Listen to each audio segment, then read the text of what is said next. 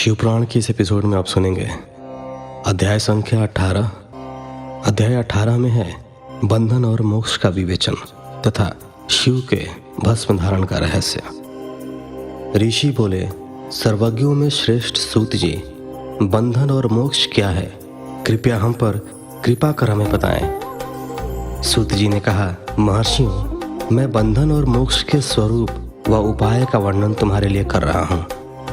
पृथ्वी के 8 बंधनों के कारण ही आत्मा की जीव संज्ञा है, अर्थात बंधनों में बंधा हुआ जीव बद्ध कहलाता है और जो उन बंधनों से छूटा हुआ है उसे मुक्त कहते हैं। प्रकृति, बुद्धि, त्रिगुणात्मक अहंकार और 5 तन्मात्राएं आदि 8 तत्वों के समूह से देह की उत्पत्ति हुई है। देह से कर्म होता है और फिर कर्म से नूतन देह की उत्पत्ति होती है। शरीर को स्थूल, सूक्ष्म और कारण के भेद से जानना चाहिए। स्थूल शरीर व्यापार कराने वाला, सूक्ष्म शरीर इंद्रिय भोग प्रदान करने वाला तथा शरीर को आत्मानंद की अनुभूति कराने वाला होता है। कर्मों के द्वारा ही जीव पाप और पुण्य भोगता है। इन्हीं से सुख दुख की प्राप्ति होती है। अतः कर्म पाश में बंधकर जीव शुभाशुभ कर्मों द्वारा चक्र की भांति घुमाया जाता है। इससे छुटकारा पाने के लिए महाचक्र के कर्ता भगवान शिव की स्तुति और आराधना करनी चाहिए। शिव ही सर्वज्ञ, परिपूर्ण और अनंत शक्तियों को धारण किए हैं, जो मन, वचन, शरीर और धन से बेरलिंग या भक्तजनों में शिव भावना करके उनकी पूजा करते हैं, उन पर शिव जी की कृपा अवश्य होती है। शिवलिंग में शिव की प्रतिमा ने शिव भक्तजनों में शिव की भावना करके उनकी प्रसन्नता के लिए पूजा करनी चाहिए। पूजन शरीर, मन, वाणी और धन से कर सकते हैं। भगवान शिव पूजा करने वाले पर विशेष कृपा करते हैं और अपने लोक में निवास का सौभाग्य प्रदान करते हैं। जब तन मात्राएं वश में हो जाती हैं, तब जीव जगदम्बा सहित शिव का सामीप्य प्राप्त कर लेता है। भगवान का प्रसाद प्राप्त होने पर बुद्धि वश में हो जाती है। सर्वज्ञता और तृप्ति शिव के ऐश्वर्य हैं। इन्हें पाकर मनुष्य की मुक्ति हो जाती है। इसलिए शिव का कृपा प्रसाद प्राप्त करने के लिए उन्हीं का पूजन करना चाहिए। शिव क्रिया, शिव तप, शिव मंत्र जाप, शिव ज्ञान और शिव ध्यान प्रतिदिन प्रातः से रात को सोते समय तक, जन्म से मृत्यु तक करना चाहिए एवं मंत्रों और विभिन्न पुष्पों से शिव की पूजा करनी चाहिए। ऐसा करने से भगवान शिव का लोक प्राप्त होता है। ऋषि बोले, उत्तम व्रत का पालन करने वाले सूत जी, शिवलिंग की पूजा कैसे करनी चाहिए? कृपया हमें बताइए। सूत जी ने कहा, ब्राह्मणों, सभी कामनाओं को पूर्ण करने वाले लिंग के स्वरूप को मैं तुमसे वर्णन कर रहा हूँ। सूक्ष्म लिंग निष्कल होता है और स्थूल लिंग सकल। पंचाक्षर मंत्र को स्थूल लिंग कहते हैं। दोनों ही लिंग साक्षात मोक्ष देने वाले हैं। प्रकृति एवं पौरुष लिंग के रूपों के बारे में एकमात्र भगवान शिव ही जानते हैं और कोई नहीं जानता। पृथ्वी पर 5 लिंग हैं, जिनका विवरण मैं तुम्हें सुनाता हूँ। पहला स्वयंभू शिवलिंग, दूसरा बिंदु लिंग, तीसरा प्रतिष्ठित लिंग, चौथा चर लिंग और 5वां गुरु लिंग है। देवर्षियों की तपस्या से संतुष्ट हो उनके समीप प्रकट होने के लिए पृथ्वी के अंतर्गत बीज रूप में व्याप्त हुए भगवान शिव वृक्षों के अंकुर की भांति भूमि को भेद कर नादलिंग के रूप में व्यक्त हो जाते हैं। स्वतः प्रकट होने के कारण ही इसका नाम स्वयंभू लिंग है। इसकी आराधना करने से ज्ञान की वृद्धि होती है। सोने, चांदी, भूमि, वेदी पर हाथ से प्रणव मंत्र लिखकर भगवान शिव की प्रतिष्ठा और आह्वान करें तथा 16 उपचारों से उनकी पूजा करें। ऐसा करने से साधक को ऐश्वर्य की प्राप्ति होती है। देवताओं और ऋषियों ने आत्मसिद्धि के लिए पौरुष लिंग की स्थापना मंत्रों के उच्चारण द्वारा की है। यही प्रतिष्ठित लिंग कहलाता है। किसी ब्राह्मण अथवा राजा द्वारा मंत्र पूर्वक स्थापित किया गया लिंग भी प्रतिष्ठित लिंग कहलाता है, किंतु वह प्राकृत लिंग है। शक्तिशाली और नित्य होने वाला पौरुष लिंग तथा दुर्बल और अनित्य होने वाला प्राकृत लिंग कहलाता है। लिंग नाभि, जीव, हृदय और मस्तक में विराजमान आध्यात्मिक लिंग को चर लिंग कहते हैं।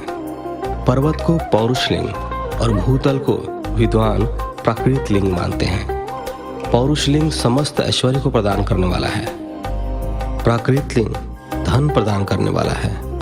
चरलिंग में सबसे प्रथम रसलिंग ब्राह्मणों को अभिष्ट वस्तु प्रदान करने वाला है। सुवर्णलिंग वैश्यों को धन, बाणलिंग क्षत्रियों को राज्य, सुंदरलिंग शूद्रों को महाशुद्धि प्रदान करने वाला है। बचपन, जवानी और बुढ़ापे में स्फटिक में शिवलिंग का पूजन स्त्रियों को समस्त भोग प्रदान करने वाला है। समस्त पूजा कर्म गुरु के सहयोग से करें। इष्ट देव का अभिषेक करने के पश्चात अगहनी के चावल की बनी खीर तथा नैवेद्य अर्पण करें। निवृत्त मनुष्य को सूक्ष्म लिंग का पूजन विभूति के द्वारा करना चाहिए। विभूति लोकाग्नि जनित, वेदाग्नि जनित और शिवाग्नि जनित 3 प्रकार की होती है। लोकाग्नि जनित अर्थात लौकिक भस्म को शुद्धि के लिए रखें। मिट्टी, लकड़ी और लोहे के पात्रों की, धान्य, तिल, वस्त्र आदि की भस्म से शुद्धि होती है। वेदों से जनित भस्म को वैदिक कर्मों के अंत में धारण करना चाहिए। मूर्तिधारी शिव का मंत्र पढ़कर बेल की लकड़ी जलाएं। कपिला गाय के गोबर तथा शमी, पीपल, पलाश, बड़, अमलताश और बेर की लकड़ियों से अग्नि जलाएं।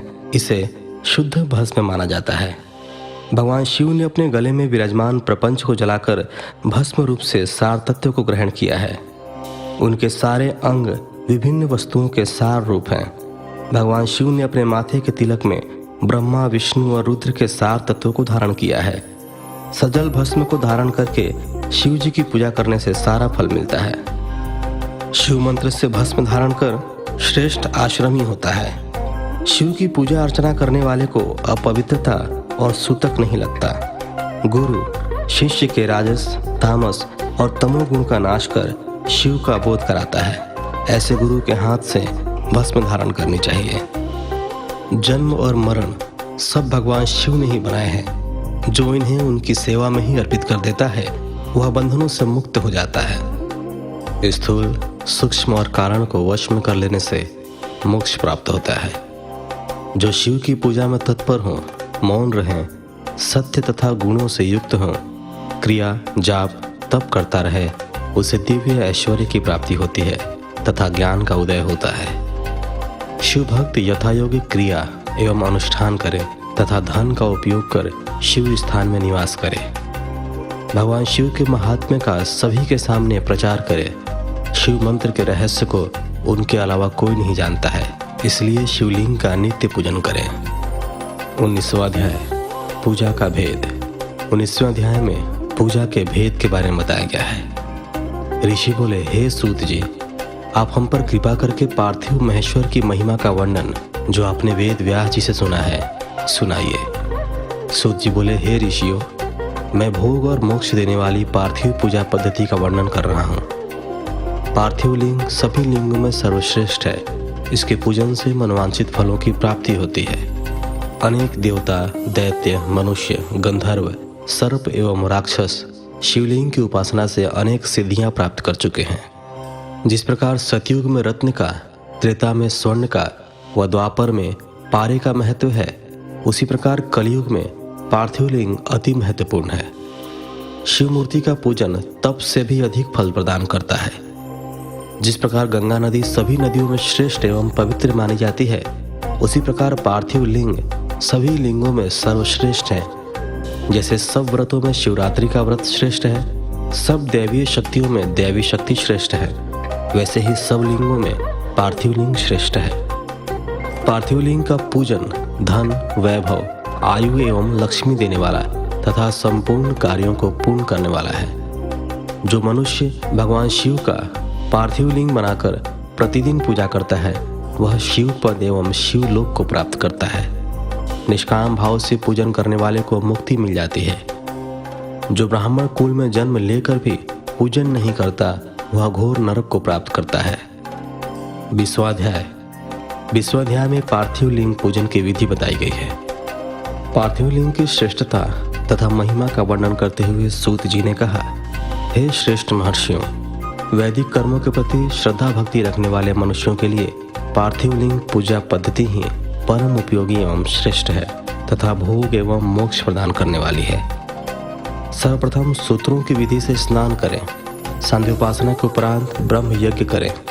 तत्पश्चात देवताओं, ऋषियों, मनुष्यों और पितरों का तर्पण करें। सब नित्य कर्मों को करके शिव भगवान का स्मरण करते हुए भस्म तथा रुद्राक्ष को धारण करें।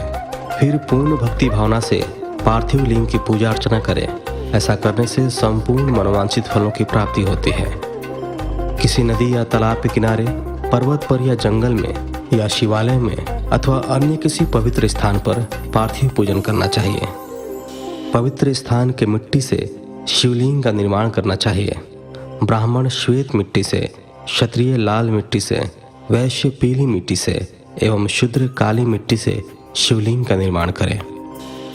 शिवलिंग हेतु मिट्टी को एकत्र कर उसे गंगाजल से शुद्ध करके धीरे धीरे उससे लिंग का निर्माण करें तथा संसार से मोक्ष प्राप्त करने हेतु पार्थिव लिंग का पूजन भक्ति भावना से करें। सर्वप्रथम ओम नमः शिवाय मंत्र का उच्चारण करते हुए समस्त पूजन सामग्री को एकत्र कर उसे जल से शुद्ध करें। भूर्सी मंत्र द्वारा क्षेत्र की सिद्धि करें। फिर जल का संस्कार करें। स्फटिक शिला का घेरा बनाएं तथा क्षेत्र शुद्धि करें। तत्पश्चात शिवलिंग की प्रतिष्ठा करें तथा वैदिक रीति से पूजा उपासना करें। भगवान शिव का आवाहन करें तथा आसन पर उन्हें स्थापित करके उनके समक्ष आसन पर स्वयं बैठ जाएं। शिवलिंग को दूध, दही और घी से स्नान कराएं। ऋचाओं से, मधु और शक्कर से स्नान कराएं। ये पांचों वस्तुएं दूध, दही, घी, शहद और शक्कर पंचामृत कहलाते हैं। इन्हीं वस्तुओं से लिंग को स्नान कराएं। तदुपरांत उत्तरीय धारण कराएं। चारों ऋचाओं को पढ़कर भगवान शिव को वस्त्र और यज्ञोपवीत समर्पित करें तथा सुगंधित चंदन एवं रोली चढ़ाएं तथा अक्षत, फूल और बेलपत्र अर्पित करें। नैवेद्य और फल अर्पित कर 11 रुद्रों का पूजन करें तथा पूजन कर्म करने वाले पुरोहित को दक्षिणा दें। हर, महेश्वर, शंभु, शूलपाणी, पिनाकधारी, शिव, पशुपति, महादेव, गिरिजापति आदि नामों से पार्थिव लिंग का पूजन करें तथा आरती करें। शिवलिंग की परिक्रमा करें तथा भगवान शिव को साष्टांग प्रणाम करें। पंचाक्षर मंत्र तथा 16 उपचारों से विधिवत पूजन करें। इस प्रकार पूजन करते हुए भगवान शिव से इस प्रकार प्रार्थना करें। सबको सुख समृद्धि प्रदान करने वाले हे कृपा निधान भूतनाथ शिव, आप मेरे प्राणों में बसते हैं। आपके गुण ही मेरे प्राण हैं। आप मेरे सब कुछ हैं। मेरा मन सदा आपका ही चिंतन करता है। हे प्रभु, यदि मैंने कभी भूलवश अथवा जानबूझकर भक्तिपूर्वक आपका पूजन किया हो तो वह सफल हो जाए। मैं महापापी हूँ, पतित हूँ, जबकि आप पतित पावन हैं। हे महादेव सदाशिव, आप वेदों, पुराणों और शास्त्रों के सिद्धांतों के परम ज्ञाता हैं। अब तक कोई भी आपको पूर्ण रूप से नहीं जानता है, फिर भला मुझ जैसा पापी मनुष्य आपको कैसे जान सकता है। हे महेश्वर, मैं पूर्ण रूप से आपके अधीन हूँ। हे प्रभु, कृपा कर मुझ पर प्रसन्न होइए और मेरी रक्षा कीजिए। इस प्रकार प्रार्थना करने के बाद भगवान शिव को फूल व अक्षत चढ़ाकर प्रणाम कर आदर पूर्वक विसर्जन करें। हे मुनियों, इस प्रकार की गई भगवान शिव की पूजा भोग और मोक्ष प्रदान करने वाली एवं भक्ति भाव बढ़ाने वाली है। 21वां अध्याय, शिवलिंग की संख्या। सूत जी बोले, महर्षियों, पार्थिव लिंगों की पूजा करोड़ों यज्ञों का फल देने वाली है। कलयुग में शिवलिंग पूजन मनुष्यों के लिए सर्वश्रेष्ठ है। यह भोग और मोक्ष देने वाला एवं शास्त्रों का निश्चित सिद्धांत है। शिवलिंग 3 प्रकार के हैं, उत्तम, मध्यम और अधम। 4 अंगुल ऊंचे वेदी से युक्त सुंदर शिवलिंग को उत्तम शिवलिंग कहा जाता है। उससे आधा मध्यम तथा मध्यम से आधा अधम कहलाता है। ब्राह्मण, क्षत्रिय, वैश्य तथा शूद्रों को वैदिक उपचारों से आदरपूर्वक शिवलिंग की पूजा करनी चाहिए। ऋषि बोले, हे सूत जी, शिव जी के पार्थिव लिंग की कुल कितनी संख्या है? सूत जी बोले, हे ऋषियों, पार्थिव लिंग की संख्या मनोकामना पर निर्भर करती है। बुद्धि की प्राप्ति के लिए सद्भावना पूर्वक 1000 पार्थिव शिवलिंग का पूजन करें। धन की प्राप्ति के इच्छुक 1500 शिवलिंगों का तथा वस्त्र प्राप्ति हेतु 500 शिवलिंगों का पूजन करें। भूमि का इच्छुक 1000, दया भाव चाहने वाला 3000, तीर्थ यात्रा करने की चाह रखने वाले को 2000 तथा मोक्ष प्राप्ति के इच्छुक मनुष्य 1 करोड़ पार्थिव लिंगों की वेदोक्त विधि से पूजा आराधना करें। अपनी कामनाओं के अनुसार शिवलिंगों की पूजा करें। पार्थिव लिंगों की पूजा करोड़ों यज्ञों का फल देने वाली है तथा उपासक को भोग और मोक्ष प्रदान करती है। इसके समान कोई और श्रेष्ठ नहीं है, अर्थात यह सर्वश्रेष्ठ है। शिवलिंग की नियमित पूजा अर्चना से मनुष्य सभी विपत्तियों से मुक्त हो जाता है। शिवलिंग का नियमित पूजन भवसागर से तरने का सबसे सरल तथा उत्तम उपाय है। हर रोज लिंग का पूजन वेदोक्त विधि से करना चाहिए। भगवान शंकर का नैवेद्यांत पूजन करना चाहिए। भगवान शंकर की 8 मूर्तियां पृथ्वी, जल, अग्नि, वायु, आकाश, सूर्य, चंद्रमा तथा यजमान हैं। इसके अतिरिक्त शिव, भव, रुद्र, उग्र, भीम, ईश्वर, महादेव तथा पशुपति नामों का भी पूजन करें। अक्षत, चंदन और बेलपत्र लेकर भक्तिपूर्वक शिव जी का पूजन करें तथा उनके परिवार जिसमें ईशान, नंदी, चंड, महाकाल, भृंगी, वृष, स्कंद, कपर्देश्वर, शुक्र तथा सोम है, इन सभी का 10 दिशाओं में पूजन करें। शिव जी के वीरभद्र और कीर्तिमुख के पूजन के पश्चात 11 रुद्रों की पूजा करें। पंचाक्षर मंत्र का जाप करें तथा शतरुद्रीय और शिव पंचांग का पाठ करें। इसके उपरांत शिवलिंग की परिक्रमा कर शिवलिंग का विसर्जन करें। रात्रि के समय समस्त देव कार्यों को उत्तर दिशा की ओर मुंह करके ही करना चाहिए। पूजन करते समय मन में भगवान शिव का स्मरण करना चाहिए। जिस स्थान पर शिवलिंग स्थापित हो वहां पर पूर्व, पश्चिम और उत्तर दिशा में न बैठें, क्योंकि पूर्व दिशा भगवान शिव के सामने पड़ती है और इष्ट देव का सामना नहीं रोकना चाहिए। उत्तर दिशा में शक्ति स्वरूपा देवी उमा विराजमान रहती हैं। पश्चिम दिशा में शिव जी के पीछे का भाग है और पूजा पीछे से नहीं की जा सकती, इसलिए दक्षिण दिशा में उत्तराभिमुख होकर बैठना चाहिए। शिव के उपासकों को भस्म से त्रिपुण लगाकर रुद्राक्ष की माला, बेलपत्र आदि लेकर भगवान का पूजन करना चाहिए। यदि भस्म न मिले तो मिट्टी से ही त्रिपुण का निर्माण करके पूजन करना चाहिए।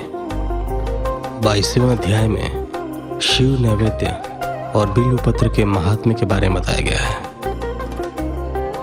ऋषि बोले, हे सूत जी, हमने पूर्व में सुना है कि शिव का नैवेद्य ग्रहण नहीं करना चाहिए।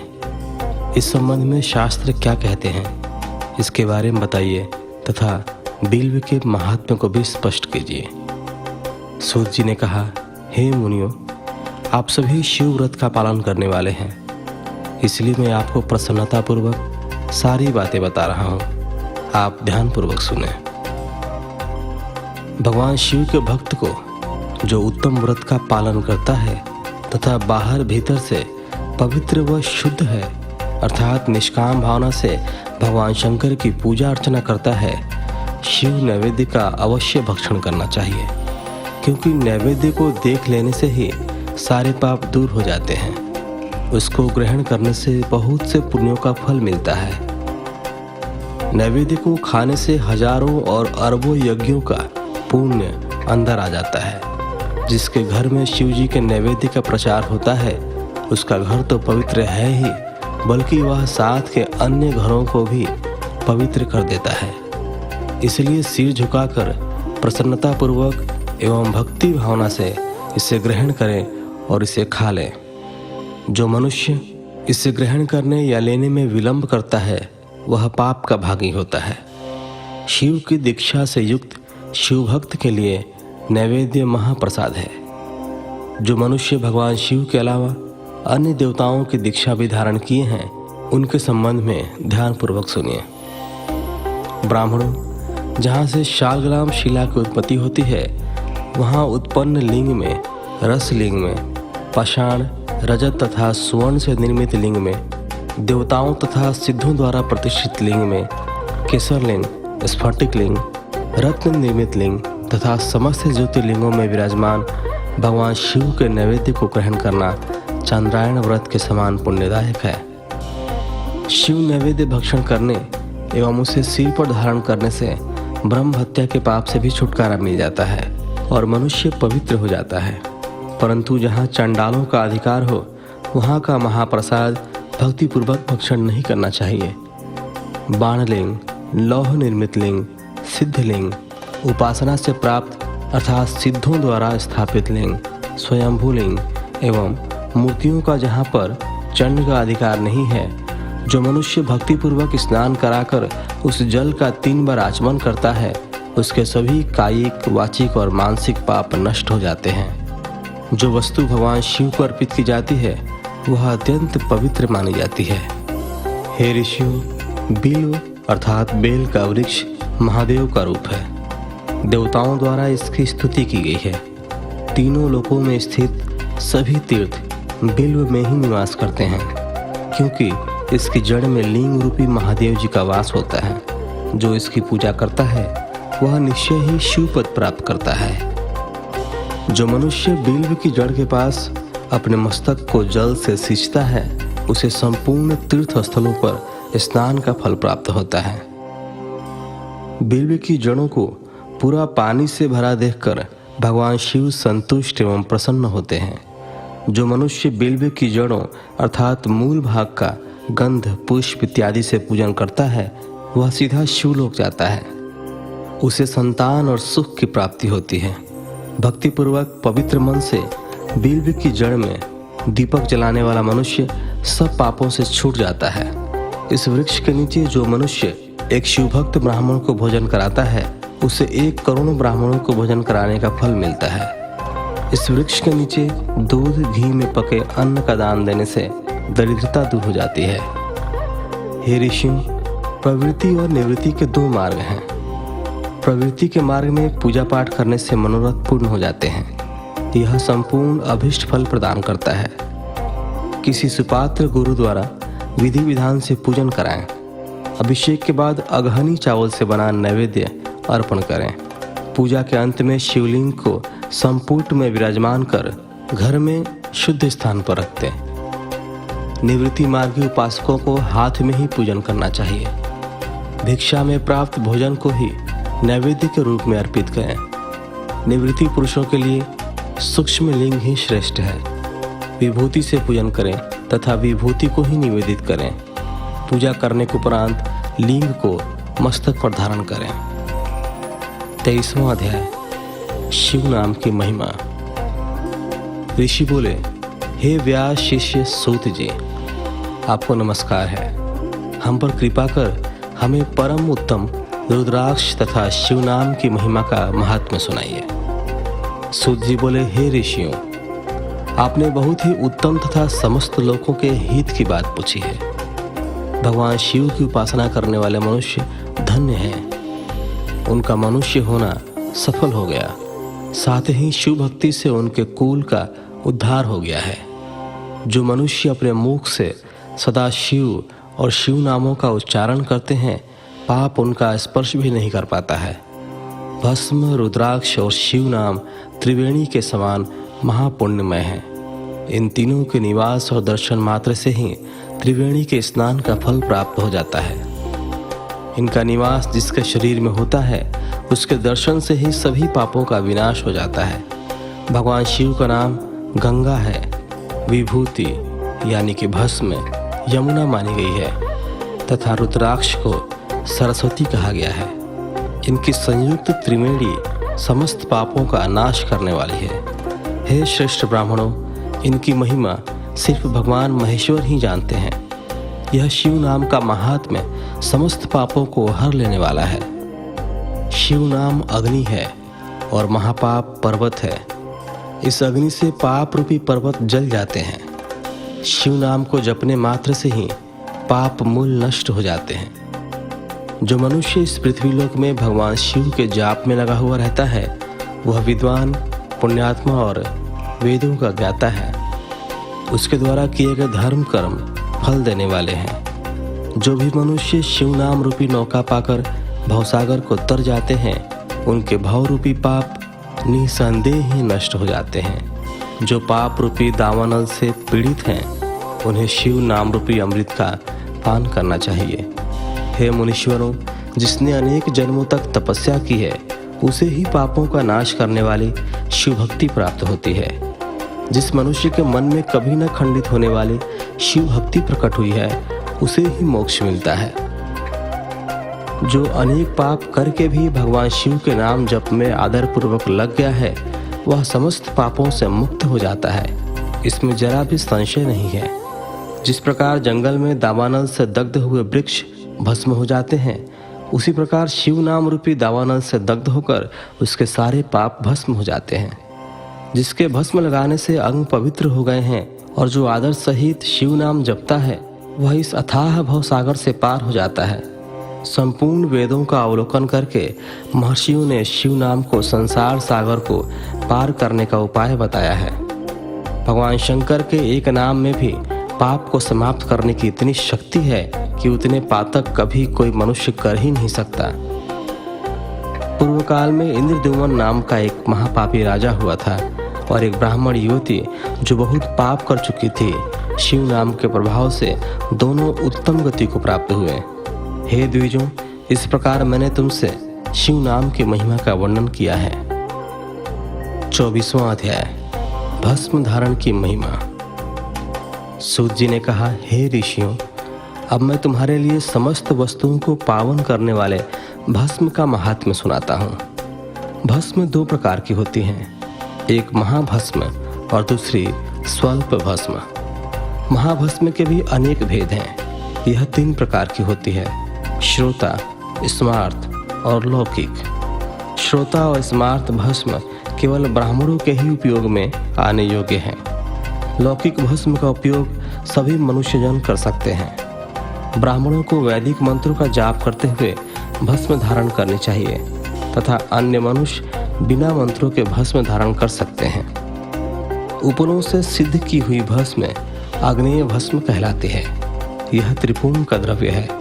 अन्य यज्ञ से प्रकट हुई भस्म भी त्रिपुण धारण के काम आती है। जाबाली उपनिषद के अनुसार अग्नि इत्यादि मंत्र द्वारा 7 बार जल में भिगोकर शरीर में भस्म लगाएं। तीनों संध्याओं में जो शिव भस्म से त्रिपुण लगाता है वह सब पापों से मुक्त होकर शिव की कृपा से मोक्ष पाता है। त्रिपुण और भस्म लगाकर विधि पूर्वक जाप करें। भगवान शिव और विष्णु ने भी त्रिपुण धारण किया है। अन्य देवियों सहित भगवती उमा और देवी लक्ष्मी ने इनकी प्रशंसा की है। ब्राह्मणों, क्षत्रियों, वैश्यों, शूद्रों, वर्ण संकरों तथा जाति भ्रष्ट पुरुषों ने भी उद्दुलन एवं त्रिपुण रूप में भस्म धारण की है। महर्षियों, इस प्रकार संक्षेप में मैंने त्रिपुण का महात्म्य बताया है। यह समस्त प्राणियों के लिए गोपनीय है। ललाट अर्थात माथे पर भौहों के मध्य भाग से भौहों के अंत भाग जितना बड़ा त्रिपुण ललाट में धारण करना चाहिए। मध्यमा और अनामिका अंगुली से 2 रेखाएं करके अंगूठे द्वारा बीच में सीधी रेखा त्रिपुण कहलाती है। त्रिपुण अत्यंत उत्तम तथा भोग और मोक्ष देने वाला है। त्रिपुण की एक एक रेखा में 9 देवता हैं जो सभी अंगों में स्थित हैं। प्रणव का प्रथम अक्षर अकार, गार्हपत्य अग्नि, पृथ्वी, धर्म, रजोगुण, ऋग्वेद, क्रिया शक्ति, प्रातः सवन तथा महादेव, ये त्रिपुण की प्रथम रेखा के 9 देवता हैं। प्रणव का दूसरा अक्षर उकार, दक्षिणाग्नि, आकाश, सत्वगुण, यजुर्वेद, मध्य दिन सवन, इच्छा शक्ति, अंतरात्मा तथा महेश्वर, ये दूसरी रेखा के 9 देवता हैं। प्रणव का तीसरा अक्षर मकार, आहवनीय अग्नि, परमात्मा, तमोगुण, द्युलोक, ज्ञान शक्ति, सामवेद तृतीय सवन तथा शिव, ये तीसरी रेखा के 9 देवता हैं। प्रतिदिन स्नान से शुद्ध होकर भक्ति भाव से त्रिपुण में स्थित देवताओं को नमस्कार कर त्रिपुण धारण करें तो भोग और मोक्ष दोनों की प्राप्ति होती है। भस्म को 32, 16, 8 अथवा 5 स्थानों में धारण करें। सिर, माथा, दोनों कान, दोनों आंखें, नाक के दोनों नथुनों, दोनों हाथ, मुंह, कंठ, दोनों कोहनी, दोनों भुजदंड, हृदय, दोनों बगल, नाभि, दोनों अंडकोश, दोनों उरु, दोनों घुटनों, दोनों पिंडली, दोनों जांघों और पांव आदि 32 अंगों में क्रमशः अग्नि, वायु, पृथ्वी, देश, 10 दिशाएं, 10 दिक्पाल, 8 वसुंधरा, ध्रुव, सोम, आम, अनिल, प्रातःकाल इत्यादि का नाम लेकर भक्ति भाव से त्रिपुंड धारण करें, अथवा एकाग्रचित हो 16 स्थान में ही त्रिपुंड धारण करें। सिर, माथा, कंठ, दोनों कंधों, दोनों हाथों, दोनों कोहनियों तथा दोनों कलाइयों, हृदय, नाभि, दोनों पसलियों एवं पीठ में त्रिपुंड लगाकर इन 16 अंगों में धारण करें। तब अश्विनी कुमार, शिव शक्ति, रुद्र, ईश, नारद और वामा आदि 9 शक्तियों का पूजन करके उन्हें त्रिपुंड में धारण करें। सिर, बालों, दोनों कान, मुंह, दोनों हाथ, हृदय, नाभि, उरु युगल, दोनों पिंडली एवं दोनों पांवों, इन 16 अंगों में क्रमशः शिव, चंद्रमा, रुद्र, ब्रह्मा, गणेश, लक्ष्मी, विष्णु, शिव, प्रजापति, नाग, दोनों नाग कन्या, ऋषि कन्या, समुद्र, तीर्थ इत्यादि के नाम स्मरण करके त्रिपुंड भस्म धारण करें। माथा, दोनों कान, दोनों कंधे, छाती, नाभि एवं गुह्य अंग आदि 8 अंगों में सप्त ऋषि ब्राह्मणों का नाम लेकर भस्म धारण करें, अथवा मस्तक, दोनों भुजाएं, हृदय और नाभि, इन 5 स्थानों को भस्म धारण करने के योग्य बताया गया है। देश तथा काल को ध्यान में रखकर भस्म को अभिमंत्रित करना चाहिए तथा भस्म को जल में मिलाना चाहिए।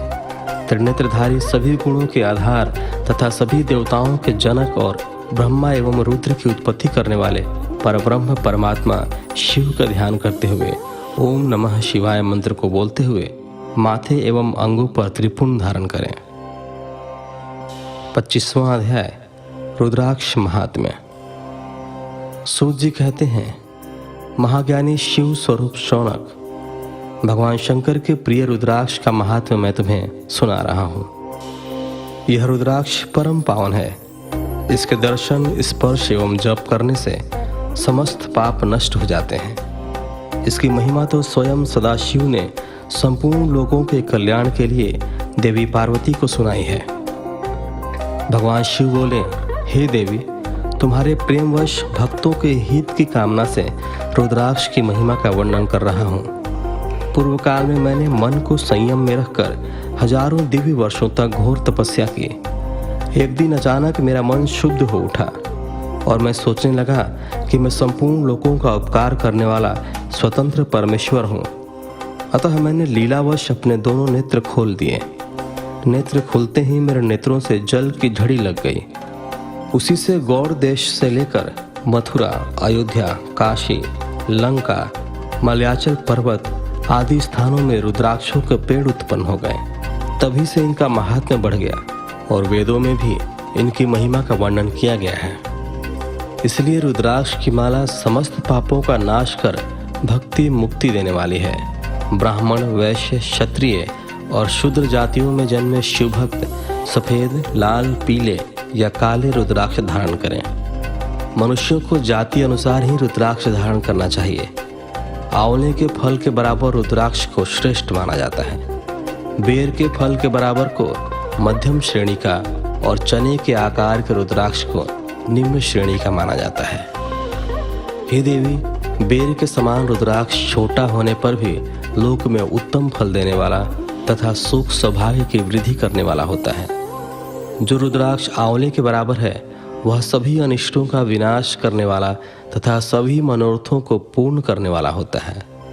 रुद्राक्ष जैसे जैसे छोटा होता है वैसे ही वैसे अधिक फल देने वाला होता है। पापों का नाश करने के लिए रुद्राक्ष धारण अवश्य करना चाहिए। यह संपूर्ण अभिष्ट फलों की प्राप्ति सुनिश्चित करता है। लोक में मंगलमय रुद्राक्ष जैसा फल देने वाला कुछ भी नहीं है। समान आकार वाले चिकने, गोल, मजबूत, मोटे, कांटेदार रुद्राक्ष, उभरे हुए छोटे छोटे दानों वाले रुद्राक्ष सब मनोरथ सिद्धि एवं भक्ति मुक्तिदायक हैं। किंतु कीड़ों द्वारा खाए गए, टूटे फूटे, कांटों से युक्त तथा जो पूरा गोल न हो, इन 5 प्रकार के रुद्राक्षों का त्याग करें। जिस रुद्राक्ष में अपने आप डोरा पिरोने के लिए छेद हो वही उत्तम माना गया है। जिसमें मनुष्य द्वारा छेद किया गया हो उससे मध्यम श्रेणी का माना जाता है। इस जगत में 1100 रुद्राक्ष धारण करके मनुष्य जो फल पाता है उसका वर्णन नहीं किया जा सकता। भक्तिमान पुरुष 550 रुद्राक्ष के दानों का मुकुट बना ले और उसे सिर पर धारण करें। 360 दानों का हार बना ले, ऐसे 3 हार बनाकर उनका यज्ञोपवीत धारण करें।